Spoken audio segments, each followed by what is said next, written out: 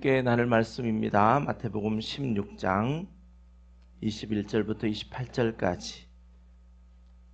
마태복음 16장 21절부터 28절까지의 말씀 우리 함께 읽겠습니다. 시작. 이때로부터 예수 그리스도께서 자기가 예루살렘에 올라가 장로들과 대제사장들과 서기관들에게 많은 고난을 받고 죽임을 당하고 제3일에 살아나야 할 것을 제자들에게 비로소 나타내시니 베드로가 예수를 붙들고 항변하여 이르되 주여 그리 마옵소서 이 일이 결코 주께 미치지 아니하리이다. 예수께서 돌이키시며 베드로에게 이르시되 사탄아 내 뒤로 물러가라. 너는 나를 넘어지게 하는 자로다. 내가 하나님의 일을 생각하지 아니하고 도리어 사람의 일을 생각하는도다 하시고 이에 예수께서 제자들에게 이르시되 누구든지 나를 따라오려거든 자기를 부인하고 자기 십자가를 지고 나를 따를 것이니라. 누구든지 제 목숨을 구원하고자 하면 잃을 것이요 누구든지 나를 위하여 제 목숨을 잃으면 찾으리라. 사람이 만일 온 천하를 얻고도 제 목숨을 잃으면 무엇이 유익하리요? 사람이 무엇을 주고 제 목숨과 바꾸겠느냐? 인자가 아버지의 영광으로 그 천사들과 함께 오리니 그때에 각 사람이 행한 대로 갚으리라. 진실로 너희에게 이르노니 여기 서 있는 사람 중에 죽기 전에 인자가 그 왕권을 가지고 오는 것을 볼 자들도 있느니라. 아멘. 지난주일부터 우리가 반대로 가는 십자가라는 큰 주제를 가지고 함께 말씀을 나눕니다. 우리가 한번 다시 기억해 보면 무엇의 반대로 가는 거냐? 세상의 요구와 반대로 가는 십자가다. 또 한 가지는 나의 본성, 아담의 본성, 즉 나의 옛 자아가 요구하는 것에 반대로 가는 십자가, 그 십자가의 복음을 우리가 함께 나누고 있습니다. 본문에 보면 십자가 앞에 서 있는 예수님과 베드로, 이렇게 두 부분으로 이렇게 나누어집니다. 예수님이 원하는 것과 베드로가 원하는 것, 이것이 확연하게 다르게 나타나는 것이 예수님의 십자가의 죽으심의 예고 앞에 나타납니다. 베드로가 이야기하는 것, 이것은 세상이 요구하는 것이요 또 우리의 옛 자아가 요구하는 것인 것에 반대로 예수님께서 원하시는 것은 무엇이냐면 베드로가 요구하고 있는 이 세상의 것과 반대로 가시는 예수님의 모습, 또한 내 옛 자아의 요구에 반대로 가는 그 십자가를 예수님을 통해서 보여주고 있습니다. 이렇게 반대로 가는 십자가, 즉 십자가에서 죽음을 경험하면 우리는 새로운 부활의 세계를 누리고 또 그 부활의 세계를 살아가고 맛보게 되어집니다. 우리 사람의 본성은 그렇습니다. 오늘 본문 25절에 말씀하고 있는 것과 같이 자기 목숨을 구원하고자 하는 것이 우리 인간의 본성입니다.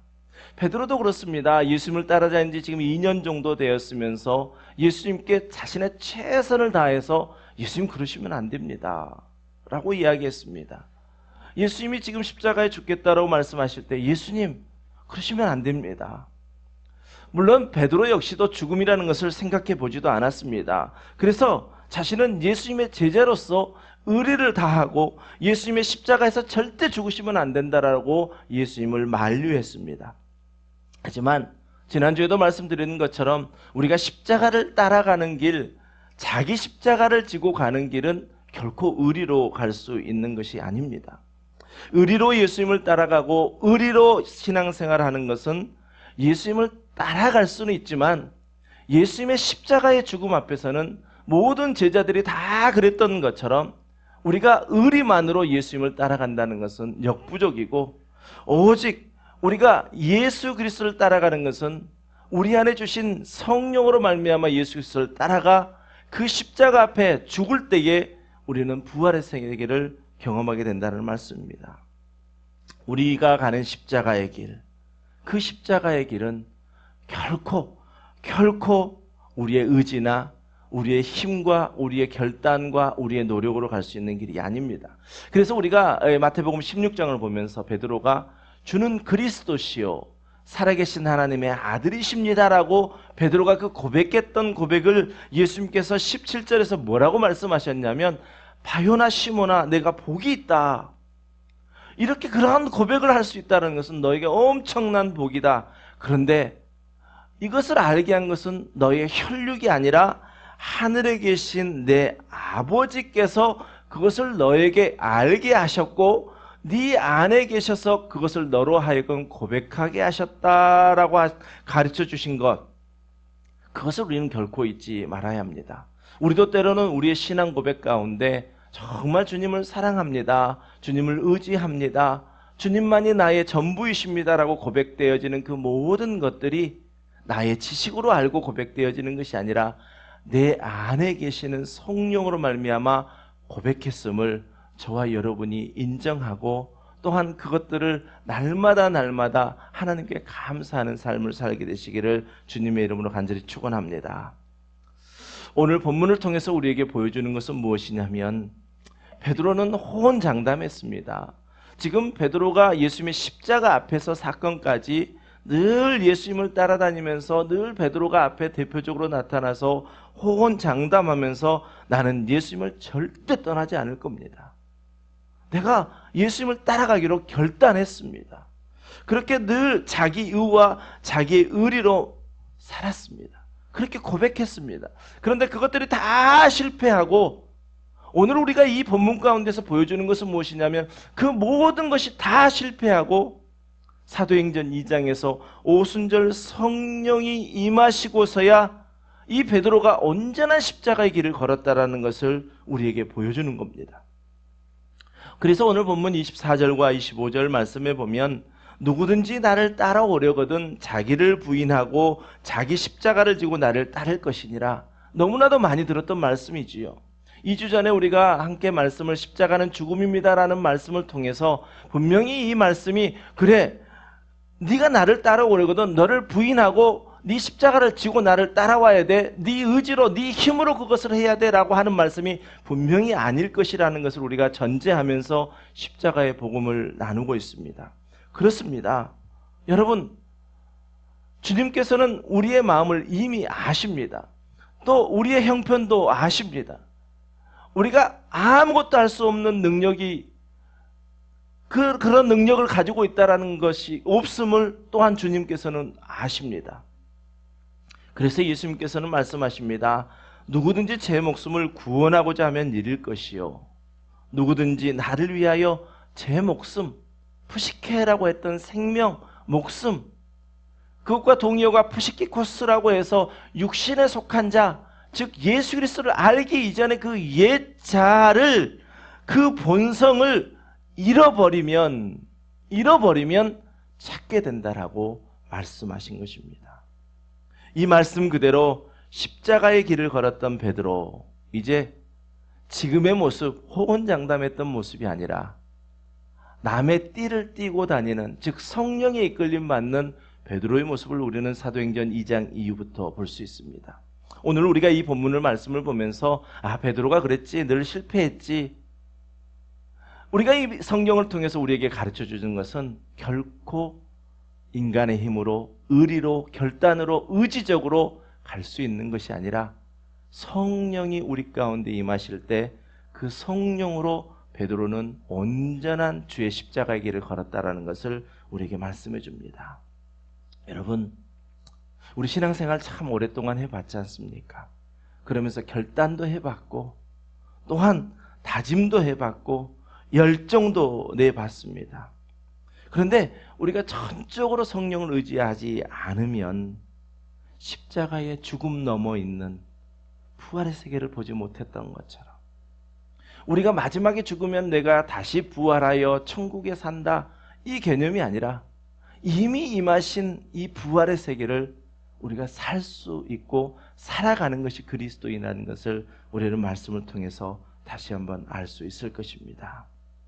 그래서 이 본문을 통해서 계속 우리가 십자가의 복음을 나누는데, 함께 나누고자 하는 것은 무엇이냐면, 그래 내가 십자가에서 이렇게 죽어야지, 이것 결단하는 것이 아니라 이미 예수께서 십자가에 죽으실 때 나의 모든 것을 포함하여 죽으셨다는 사실이 복음으로 우리에게 들려지게 되면 우리 안에 계신 성령으로 말미암아 그 들려진 복음이 깨달아지게 되고, 그 깨달아진 복음이 온전히 이제 십자가의 죽음을 우리가 경험하는 것을, 또 눈으로 보게 되는 것을 목도하자라는 겁니다. 내가 애썼더니 이렇게 됐다라가 아니라 정말 내 안에 계시는 성령이 나를 이끌어가서 내가 지금 이 자리에 서게 됐습니다. 성령이 아니고서는 아무것도 나는 할 수 없는 존재였습니다. 고백하는 저와 여러분이 되자는 겁니다. 그렇기 때문에 예수님께서 십자가에 죽으실 때 과연 무엇이 죽었는가? 나의 어떤 것들이 포함되어서 죽었는가? 그것을 아는 것은 우리에게 너무너무나도 중요하죠. 우리 지난주에 봤던 7가지를 다시 한번 보겠습니다. 예수님께서 십자가에 죽으실 때 나의 이러한 7가지들을 포함하여 죽으셨습니다. 나의 옳음, 우리 지난 시간에 나눴던, 늘 우리는 선악을 판단하는 것 중에 선악을 판단하는데요, 내가 틀렸고 당신이 옳습니다라고 선악을 판단하는 경우는 극히 없거든요. 나는 옳은데 왜 너는 틀렸냐는 거죠. 이것이 예수 그리스도의 십자가에 죽으실 때 나를 포함하여 죽었다는 것이고, 오늘 마찬가지입니다. 우리 늘 높아지고자 하잖아요. 그 높아짐이 이미 예수 그리스도의 십자가의 사건을 통해서 죽으셨는데 내가 포함된 십자가의 죽음이었다는 겁니다. 방법 역시 그 마찬가지입니다. 하늘에서 뜻이 이루어진 것처럼 이 땅에서도 이루어지길 원하는 게 우리 그리스도인의 삶인데, 하늘의 뜻을 구하기보다는 늘 내 뜻을 구하고 있는 그 모습이 이미 십자가에 죽었다는 사실을 우리가 알게 되면요, 우리의 삶은 완전히 달라지게 되거든요. 부정적인 것, 늘 내 속에 부정적인 것이 예수 그리스도의 십자가의 죽으심 사건 속에 함께 죽었습니다. 나의 자랑 역시요, 이 모든 율법들이 다 죽었습니다. 이 7가지 내용들을 복음으로 우리가 듣게 되면 우리 안에 계신 성령으로 말미암아 들려진 말씀이 깨닫게 하시고, 그 깨달은 대로 하나님께서 우리를 통하여 열매를 맺게 하십니다. 이것이 하나님의 법칙입니다. 우리 마태복음 13장 23절 말씀입니다. 함께 읽지요. 시작. 좋은 땅에 뿌려졌다는 것은, 다시 한번 읽습니다. 시작. 좋은 땅에 뿌려졌다는 것은 말씀을 듣고 깨닫는 자니 결실하여 어떤 것은 100배, 어떤 것은 60배, 어떤 것은 30배가 되느니라 하시더라. 아멘. 씨는 절대 땅을 탓하지 않거든요. 씨 자체가 땅에 탁 만나서 연합되는 순간 씨 자신이 썩어 죽어짐으로 말미암아 땅의 평가를 드러냅니다. 늘 말씀드린 것처럼 그 씨가 떨어져 썩어 죽고 많은 풍성한 가을이 되었을 때 풍성한 그 열매가 맺혀 있는 그 밭을 보면서 우리는 좋은 밭이라 이야기하잖아요. 씨의 온전한 헌신과 씨의 죽어짐 때문에 그 밭이 평가되어지는 겁니다. 여러분, 이 마태복음 13장 23절 말씀 계속 머릿속에 한번 기억해 보시고, 여러분 고백하실 수 있다면 매일매일 이 말씀을 한번 고백해 보십시오. 말씀을 듣고 깨닫는 자니 우리의 어떤 노력도 요구하지 않습니다.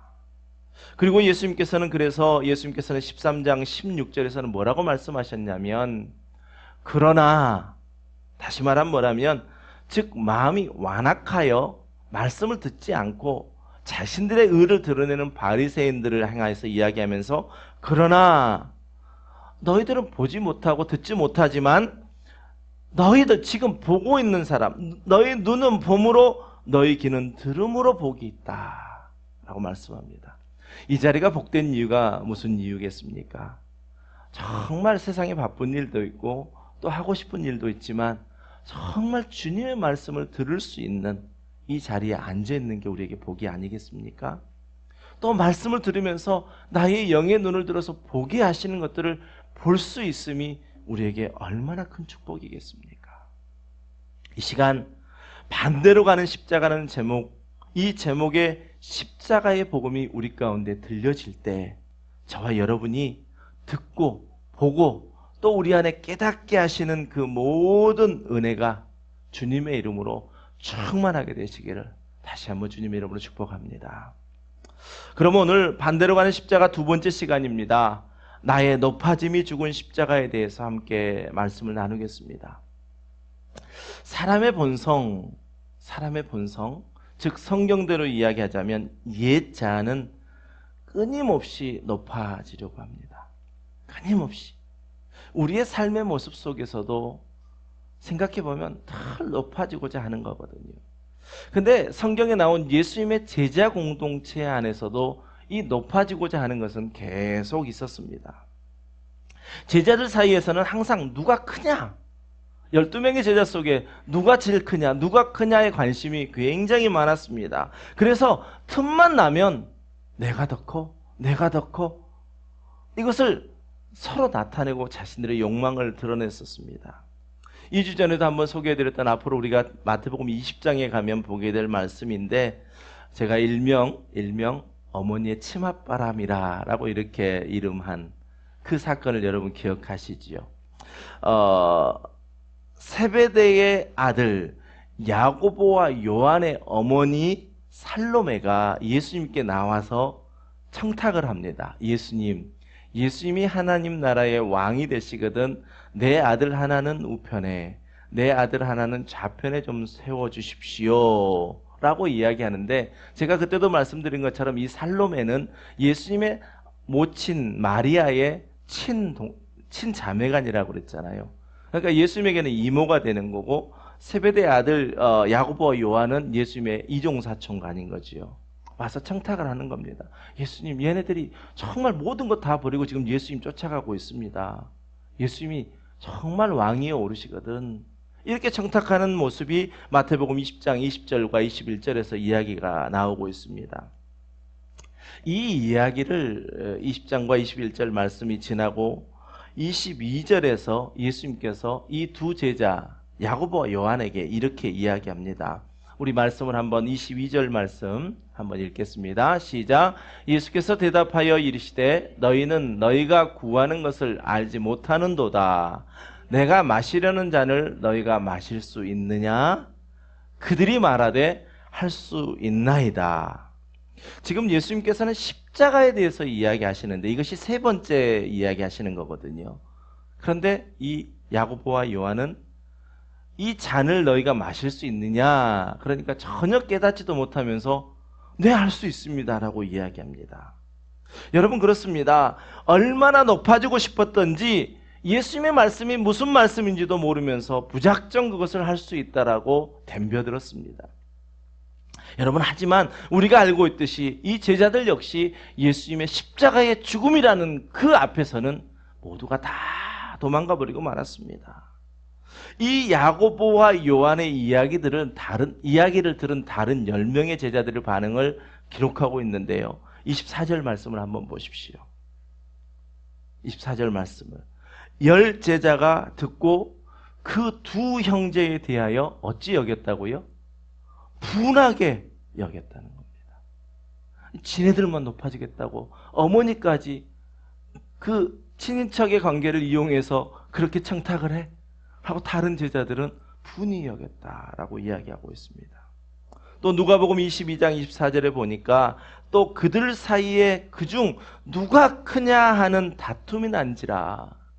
제자 공동체 속에서도 예수님이 지금 함께 계시는 그 공동체 속에서도 늘 높아지고자 하는 그 일 때문에 다툼이 있었다라는 겁니다. 여러분, 지금 우리가 사는 이 시대는 어떻습니까? 또 여러분은 그리스도인이라 불림을 받으면서 신앙생활하고 있는 저나 여러분의 모습은 어떻습니까? 날마다 이 높아지는 일이라고 한다면 우리 무슨 뜻인지도 모르면서 그거 잡으려고 하지 않습니까? 이거 높아지는 일이라고 하면 이거 하나님의 일인가 아니면 사람의 일인가 생각해 보지도 않고 그 높아진 일을 먼저 선택하는 것이 저나 여러분 아니시냐라는 겁니다. 여러분, 예수님께서 십자가에 죽으실 때 내 옛자도 함께 죽었습니다. 아멘. 아멘. 그럼 나의 어떤 자아가 죽었을까요? 선악을 아는 지식을 먹고 인간이 되고 싶었던 것은 뭐냐면 하나님처럼 높아지고 싶은 겁니다. 사단이 유혹했을 때 선악을 알게 되면 내가 하나님과 같이 되겠지, 이렇게 생각하고 그 높아지려고 했던 내 옛 자아가 하나님이 창조하셨, 그 창조 가운데서 빗나가 버린 나의 잘못된 자아가 예수님의 십자가에 죽으실 때 나를 포함하여 함께 죽으셨습니다. 여러분, 하나님처럼 높아진 나의 옛 자아, 하나님이 창조하신 그 길에서 벗어나 버린 나의 가짜 자아가 예수 그리스도와 함께 나를 포함하여 죽었다면 우리는 어떻게 될까요? 다시 하나님이 창조한 그대로 피조물의 자리에 서게 되어지는 거지요. 원래의 자리로 돌아가게 됩니다. 예수님께서 십자가에 죽으실 때 나의 높아진 내 자아를 포함해서 십자가에 죽으셨기에 그 복음이 나에게 들려지면 나는 다시 피조물의 자리로 간다는 겁니다. 굉장히 수동적인 자리지요. 우리 본성과는 참 다른 자리입니다. 그런데 여러분, 피조물의 자리에 있을 때 얼마나 행복하고 평안한지 여러분 다 아시잖아요. 여러분은 지금 어디 자리에 서 계십니까? 요즘 목사인 저에게는 참 신기한 일들이 저에게 일어나고 있습니다. 저 아무 노력하지 않았는데도요. 또 나에게 이 복음이 이제 들려지고 깨달아지게 되면서 내 생각과 가치관과 또 나에게 나타나는 행동들이 조금씩 다른 모습들을 내 스스로에게 발견하게 됩니다.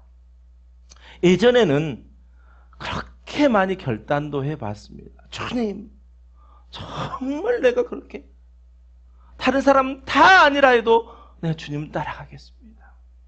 다짐도 해보고요. 또 그것을 지켜보려고 얼마나 노력했는지도 모릅니다. 그런데 그렇게 다짐하고 결단하고 노력하고 주님께 수많은 고백을 하고 난 다음에 실패를 경험한 다음에 나를 향하여 내가 어떤 모습이었냐면요, 늘 나를 비난했습니다. 야, 너 그 정도밖에 안 되냐? 네가 작심한 지가 얼만데 하나님께 그렇게 고백했던 그거 다 거짓말이야? 라고 하면서 내 스스로 나를 향하여 계속 비판하고 정죄했던 그 모습을 발견하게 되는데요. 지금은 그렇지 않습니다. 내가 결단하거나 내가 하나님 내가 꼭 그렇게 하겠습니다라고 하지 않았음에도 불구하고 말씀이 내 안에 들려지고 그 말씀을 성령으로 말미암아 깨닫게 되니까 어떻게 되냐면요, 실패하게 될 때 최근에도 늘 실패하는 모습을 내 속에서 경험하죠. 내 본성은 어쩔 수 없는 존재이구나. 이것을 곧바로 인정하게 되더라고요. 그렇게 인정하게 되고 또 이미 내가 높아지고자 하는 이 지금 내가 가지고 있는 이 마음이 이미 예수 그리스도의 십자가에 못 박혀 죽은 거구나 라고 깨닫는 순간, 그렇게 고백하는 순간 내 속에서 말할 수 없는 기쁨과 평안이 샘솟듯 일어나고 있다는 겁니다. 얼마나 행복한지 모릅니다. 얼마나 기쁜지 모릅니다. 얼마나 평안한지 모릅니다. 사도 바울 로마서 7장 21절 이하에서 이렇게 고백합니다. 그러므로 내가 한 법을 깨달았노니 곧 선을 행하기 원하는 나에게 악이 함께 있는 것이로다.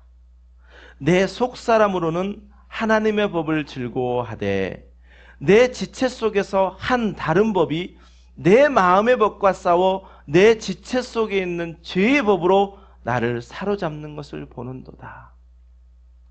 이 고백이 있고 나서 바울이 24절에서 이렇게 고백합니다. 여러분, 우리 함께 고백해 보겠습니다. 시작. 오호라, 나는 공고한 사람이로다.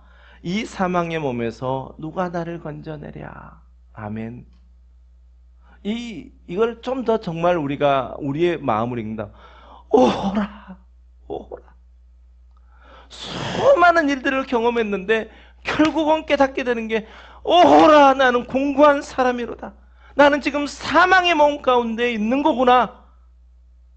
그것을 깨닫게 됐다는 겁니다. 여러분, 우리의 신앙생활은 날마다 이러한 내 자신을 보는 것입니다. 그렇게 보게 되어지면요, 예수님의 십자가의 죽으심과 부활로 성취된 새 언약이 이제 더 이상 나를 정죄하지 못한다는 것을 분명히 합니다. 이루어진 새 언약이 있기 때문에 옛 언약 가지고 나를 누구도 정죄할 수 없고, 내 자신이 나를 정죄할 수 없을 뿐만이 아니라 나도 다른 사람을 정죄할 수 없고 다른 사람도 나를 정죄할 수 없다는 것을 우리는 알게 된다는 겁니다. 여러분, 저와 여러분이 사는 이 시대, 새 언약의 성취의 시대를 살고 있는 겁니다. 아멘.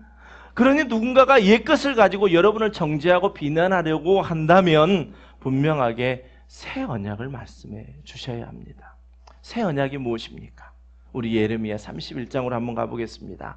예레미야 31장에 가보면 예수님께서 이 땅에 오시기 전에 하나님께서 이제 예수님으로 성취될 새 언약을 예언해 주셨는데 31절 말씀에 보니까 여호와의 말씀이니라.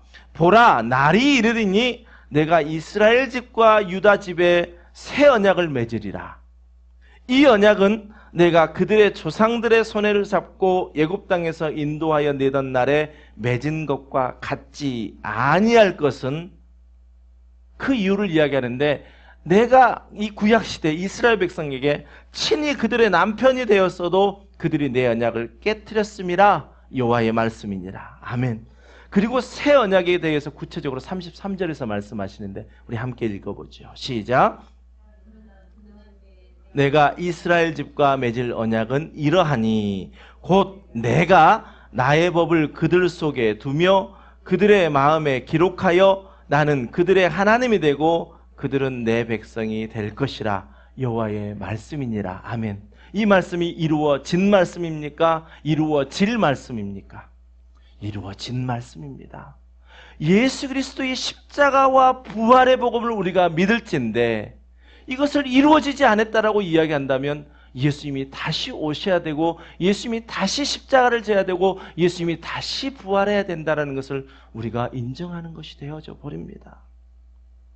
이미 이루어진 새 언약입니다. 또 에스겔 36장 26절과 27절에서도 또 새 영을 너희 속에 두고 새 마음을 너희에게 주되 너희 육신에서 굳은 마음을 제거하고 부드러운 마음을 줄 것이며. 우리 함께 합니다. 27절 시작.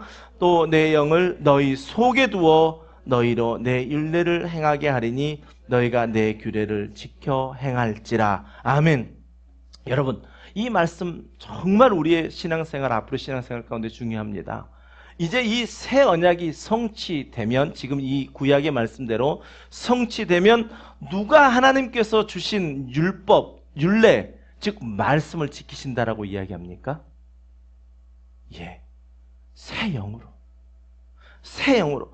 나는 할 수 없고 내 안에 계신 예수 그리스도의 영, 성령으로 그것을 지키게 하시겠다라고 말씀하신 겁니다. 그래서 사도 바울이 자신이 높아지고자 하는 그 마음 가운데 자신의 그 교만함을 발견하고 이 새 언약의 성취에 대해서 말씀하는데요, 로마서 8장 1절 말씀에서 이 말씀을 고백합니다. 우리 함께 고백합시다. 시작. 그러므로 이제 그리스도 예수 안에 있는 자에게는 결코 정죄함이 없나니. 아멘. 여러분도 그렇게 고백하십니까? 한 가지만 제가 질문드리지요. 그리스도 예수 안에 있다라는 반대말이 뭘까요? 그리스도 안에 있다라는 반대말. 그리스도 밖에 있다. 쉽게 그렇게 이야기할 수 있죠.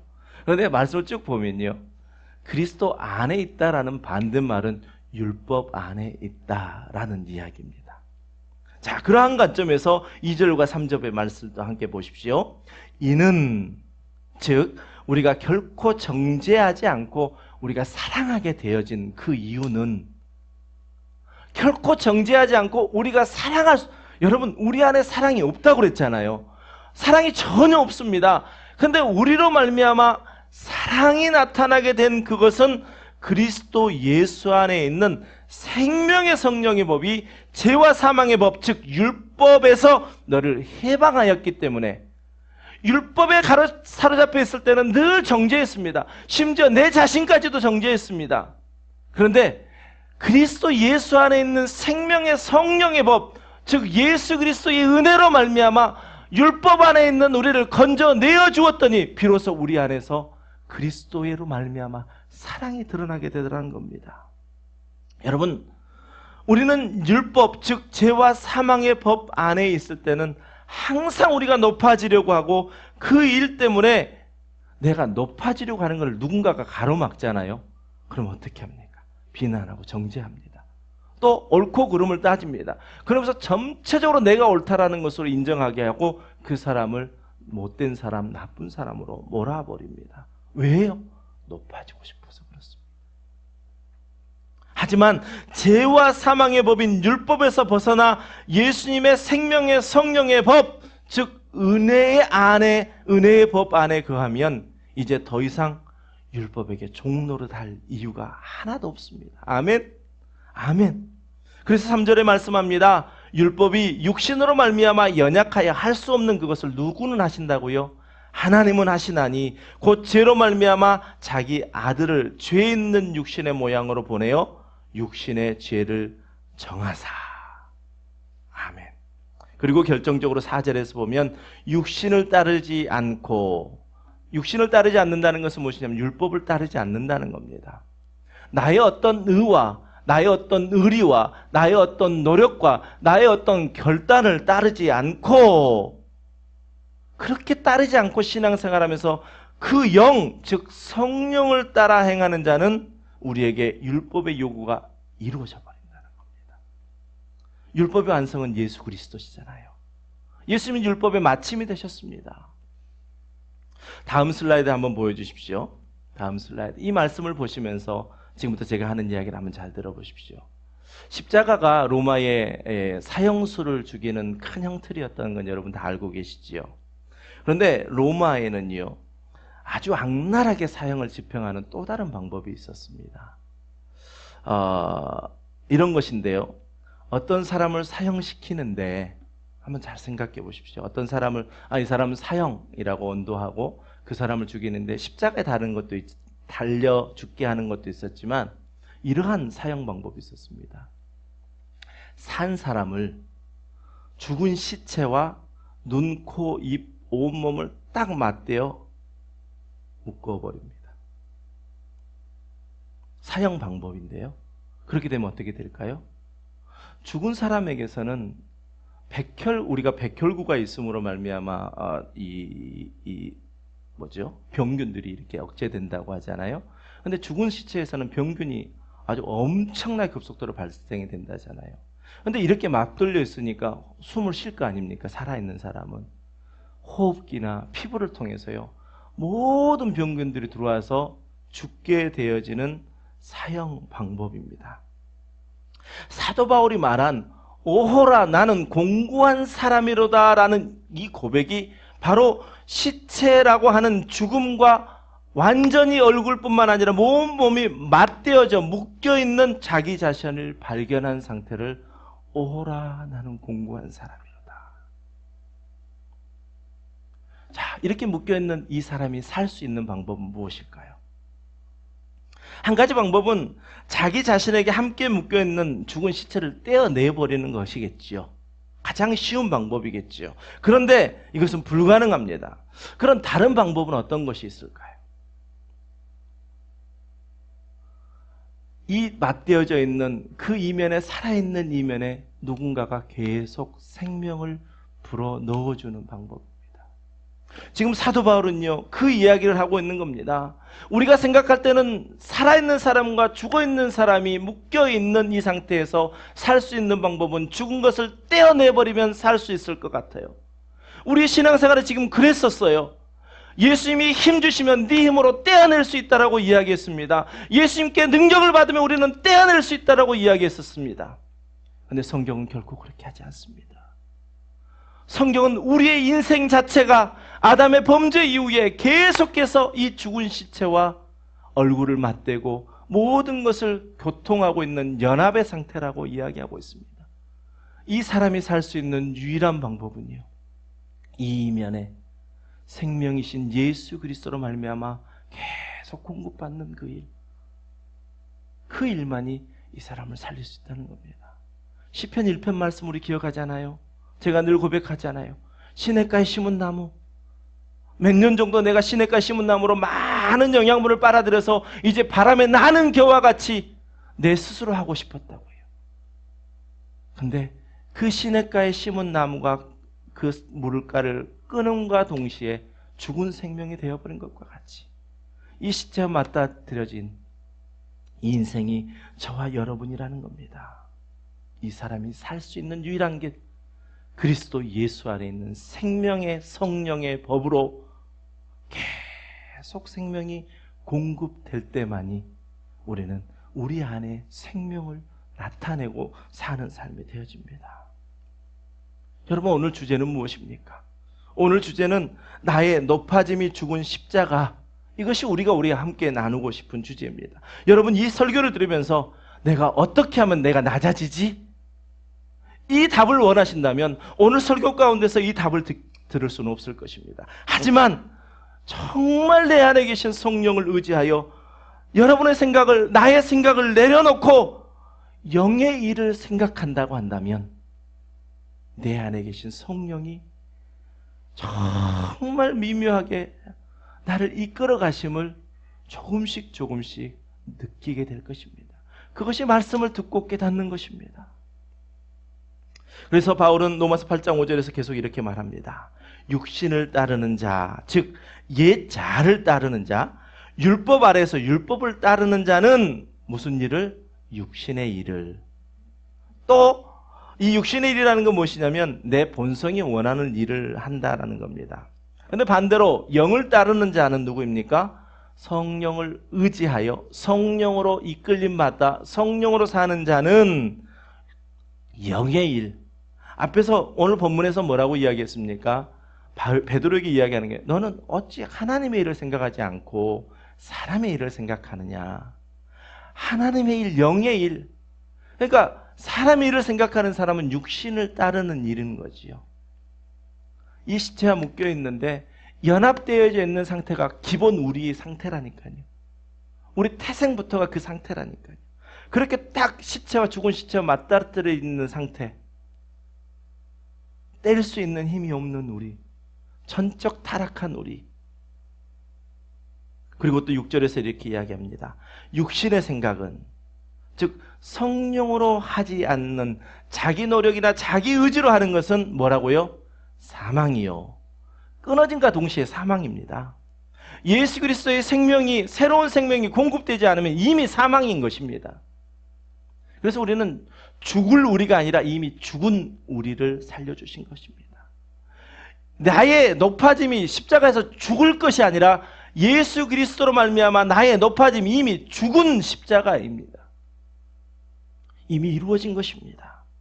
여러분, 내가 지금 죽은 시체와 눈, 코, 입을 포함한 온몸이 맞대어져 묶여있다는 것을 알면요, 지금 내가 높아지는 것이 문제일 겁니까? 내가 뭐 갖지 못한 것이 문제이겠습니까? 우리 지난주에 함께 나눈 것처럼 나는 옳고 너는 틀렸다라고 하는 것이, 그것이 무슨 대수겠습니까? 지금 내가 시체와 딱 묶여져 있는 그 모습을 내가 발견한다면, 영의 눈으로 내가 그것을 떠서 본다면 나에게 가장 필요한 것은 무엇이냐? 내 안에 생명이 공급되는 겁니다. 그거 외에는 아무것도 필요 없습니다. 우리는 내가 높아지려고 하는 마음을 절대 없앨 수 없습니다. 이미 사망의 몸과 연합되어져 버린 나의 옛 자아에게 예수 그리스도의 새 생명이 공급됨으로 말미암아 자동스럽게, 정말 자연스럽게 나를 통하여 내 속에서 생명이 흘러가지 않고서는 그 어떠한 것도 나를 살려낼 수 있는 것이 없습니다. 여러분, 십자가는 죽음입니다. 그 죽음은 이미 나의 죽음을 포함하고 있는데, 나의 높아지고자 하는 그 마음까지 포함하여 예수님께서 함께 죽으셨습니다. 예수님의 십자가의 죽으심은 한없이 높은 위치에서 내려올 때까지 내려온 가장 비천한 자리, 십자가까지 낮아지셨습니다. 빌립보서 2장 1절부터 5절까지의 말씀을 제가 먼저 읽어드리겠습니다. 그러므로 그리스도 안에 무슨 권면이나 사랑의 무슨 위로나 성령의 무슨 교제나 긍휼이나 자비가 있거든 마음을 같이하여 같은 사랑을 가지고 뜻을 합하며 한 마음을 품어 아무 일이든지 다툼이나 허용으로 하지 말고 오직 겸손한 마음으로 각각 자기보다 남을 낮게 여기고 각각 자기 일을 돌볼 뿐더러 또한 각각 다른 사람들의 일을 돌보며 나의 기쁨을 충만하게 하라. 너희 안에 이 마음을 품으라. 곧 그리스도 예수의 마음이니. 밖에 계신 그리스도의 마음을 우리가 품을 수 없습니다. 이미 우리에게 주셨습니다. 그 마음을, 새 영을 우리에게 불어넣어 주셨습니다. 그리고 우리에게 요구하시는 것입니다. 내가 너희를 사랑한 것 같이 너희도 나를 사랑하라. 밖에 계신 예수님을 따라가는 것으로는 결코 되지 않습니다. 예수님께서는 그 일을 위해서요, 정말 비천한 자리까지 내려오셨는데 우리 6절부터 11절까지의 말씀을 함께 읽겠습니다. 시작. 그는 근본 하나님의 본체시나 하나님과 동등됨을 취할 것으로 여기지 아니하시고 오히려 자기를 비어 종의 형체를 가지사 사람들과 같이 되셨고 사람의 모양으로 나타나사 자기를 낮추시고 죽기까지 복종하셨으니 곧 십자가에 죽으심이라.